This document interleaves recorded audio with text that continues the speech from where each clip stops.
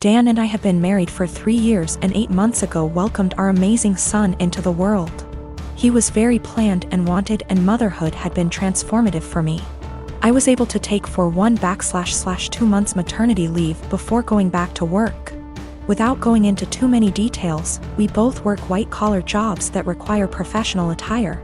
A normal workday look for me is a skirt or pair of slacks, a silk blouse, pumps or boots depending on the weather, but always with a heel because I'm 5'0", maybe a blazer if I have a big meeting. Dan wears a suit almost every day. I also style my hair and do some makeup for work every day. This is what I wore before our son was born and what I continue to wear. Dan and I are pretty even in sharing parenting duties. I tend to take mornings because I'm more of a morning person than Dan. A normal morning for me starts early: short workout, shower, get baby up, get baby ready and baby off to Dan because the daycare is on Dan's way to work. I'm normally dressed at the tail end of this process, but I keep my robe on over my clothes in case my son wants to give my outfit something to remember him by on our way out the door. For the last month or so, Dan has been more irritable than normal in the morning. There have been side comments if he gets up and I'm drying my hair or getting dressed. Basically, if I'm not 100% focused on my son in the AM. Our son is happy playing and supervised, so I just chalked it up to morning moodiness, but it's been getting worse. Last night, I brought it up in what I thought was a neutral, non-confrontational way. Basically, his answer was this: his mom was 100% a mom after her kids were born. She gained a fair amount of weight after she had kids and never tried to lose it. She wore sweatpants every day and works a job where she wears a uniform, so if she wasn't in her work uniform she was in sweats and a t-shirt.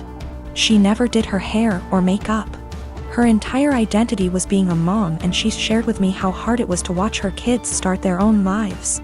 Dan thinks I don't care about our son as much as he does since I worked on losing the baby weight and still put effort into my appearance. I feel like keeping this part of my identity actually helps me be a better mother. I love my son, but I'm still me and I still have the things I like to do. Dressing well my identity actually helps me be a better mother. I love my son, but I'm still me and I still have the things I like to do. Dressing well, blowing out my hair and doing my makeup are therapeutic to me. Now that being said, my son is my life, and if I knew that not doing those things but guarantee him a happy, healthy life, I would stop immediately.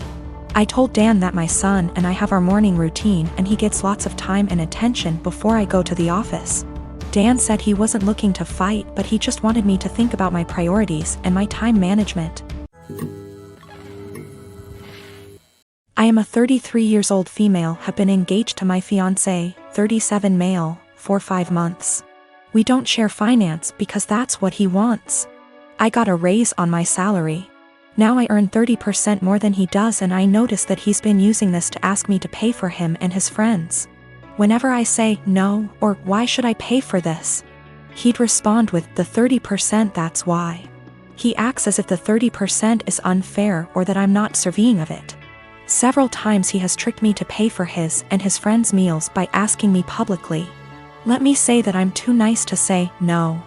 I hate confrontation, especially when we're at a public place like a restaurant, so I just grin and pay. Last Tuesday, he asked me to join him and his buddies for dinner. I told him from the start I wasn't paying for their food and he shouldn't expect me to. He said he got this and no worries. We got to the restaurant, met his friends, ordered food. And in the middle of the meal he leaned in and whispered that I would be paying for everything he and his friends ordered. I got so mad I whispered back, no. But he probably relied on me not causing a scene in public and in front of his friends. He said, you have enough money, you could pay for everyone's food, 30%, remember? I was fuming inside. Instead of reacting negatively and losing my temper, I waited till the bills arrived. They were already split from the start when we first ordered. I paid for mine, then I excused myself to the restroom. I then sneaked out from there, got into my car and went home.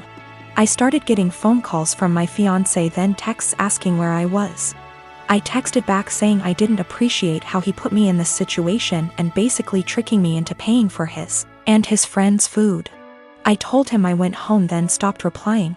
An hour later he came and started yelling at me, calling me selfish, irrational, cheapskate and childish for sneaking out like that and leaving him stuck with a bill he could not pay. he had to call his brother for help. We had a loud argument, then he walked out. His friends didn't speak to me on this, but he told me they're disappointed in my behavior and are telling him to take time and reflect on the type of woman he's gonna be married to. He said that because the restaurant wasn't expensive, then I could have just paid. He admitted not telling me about it till later, knowing I'd refuse. He still thinks my reaction was childish and unacceptable. My fiancé, male 28 years old, and I, female 30 years old, have been together for 3 years. I used to live close to work and used public transportation, but after I moved into his house, which is hours away from work, I bought myself a car since I'm a nurse, and also since there isn't any hospitals close to where we live that I could transfer to. My fiancé's car hasn't been working for close to 2 months now. It requires so much money to get it fixed, and he refused my financial help when I offered it. Instead, he would ask to use my car every now and then, and I agreed as long as it's when I'm not working, and also, since he only uses it for trips to the supermarket, etc. On New Year's Eve, he told me he wanted to use my car to go hang out with his friends and celebrate, but I declined because I had to cover a night shift and needed my car to travel to work. He insisted and even suggested I take the night off or swap shifts with another nurse, but I couldn't do that last minute. I thought he dropped it then, but when I went into the shower and got out, I couldn't find him nor my car. I freaked out and started calling for half an hour, but he didn't answer me. I tried again till one of his friends picked up. I demanded he give the phone to my fiancé, but he said they were out and confirmed that he took my car and told me that my fiancé said that it's better that I skip my shift and he'll be back with my car later. I couldn't take it. I felt so enraged. I had my fiancé on the phone telling him I did not consent for him to take my car to go hang out with friends, and said I'd call the police to get it back if he refused to come back with it. But he didn't take me seriously, so I ended up calling the police, and he and his friends were picked up at the bar where they were hanging out, then were taken to the police department.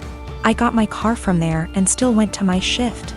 My fiancé was let go hours after I left, and he blew up my phone with missed calls and texts about how I was out of my mind to call the police on him and put him in this situation. I did not respond, but when I got off work the next day, we got into an argument, and he said he couldn't believe I'd do this to him, but I told him he made me do this, to which he responded that I was petty and callous because not only did I ruin his New Year's celebration, but all his friends aren't speaking to him after I put them in this situation as well, and he then kept giving me silence about it.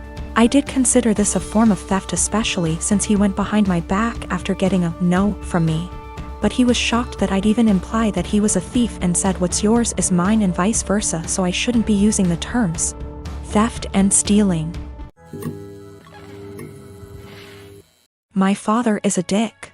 When he got my mother pregnant, he wanted her to quit her job and just stay home to be a good little wife and mother. He is very well off due to a trust fund, and he doesn't really need to work. My mother refused and divorced him. Because of a prenup, she got very little, and he moved back to Europe. His parents never knew about me, and my mother had a good profession, and I never really wanted for anything. My grandmother and grandfather, her mom and dad, were awesome. And I got to spend my summers exploring the wilds of Western Canada with them. My father never paid the child support he should have. Like I said, it did really matter. My mom makes good money, and she gave me a great life as a child. I'm getting married. I met the love of my life at university, and we have been together for 8 years. He is a wonderful person, and he really is my lobster. His family is from the same city as my father, and they are a huge rambunctious bunch. Because of a lot of intermingled business and personal relationships, my parental grandparents found out about my impending wedding, and me, I suppose. They have been in contact and want to come to Canada to meet me and my fiancé, who I guess is a grandson of an acquaintance of theirs. Small world. When they found out that my father had basically abandoned me to fend for myself in this world, this is honestly how they see it. They were pissed, to say the least. It is very funny because we are decidedly upper middle class here. So long story short, they had their lawyer calculate the amount of child support my father should have paid with interest, and the cost of my post-secondary education. They then gave my this as a gift. What I didn't know was that it came out of my father's yearly draw on his trust fund. He is furious because it is obviously a sizable amount, and it will very much affect his finances for at least the next 2 years. He may need to, gasp, get a job. He has been contacting me and telling me that his current wife and children will be negatively affected if I don't give him back this money. I don't really need it. And I guess I am entitled to it, and I am getting a trust fund now as well. But I really want to pay off any debt my mother may have and make sure that when she retires she can do whatever suits her fancy. I'm not giving it back. My half-siblings will not really be affected. They have trust funds set up already and their tuitions and fees and stuff are covered. My grandparents' family sets these up when a kid is born.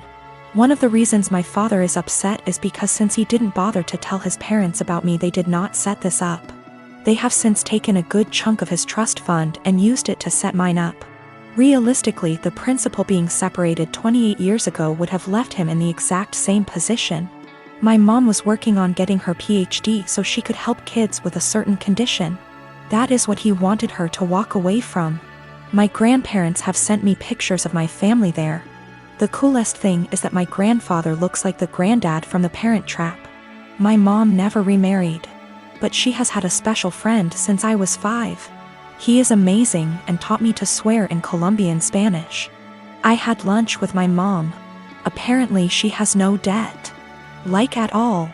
I guess she did literally write the book about the treatment for the kids she works with. She does okay for herself. I never really thought about it. We decided that what would be best is to set up a scholarship for people who want to go into her field of study. Since I am now a trustafarian, I can afford to do this.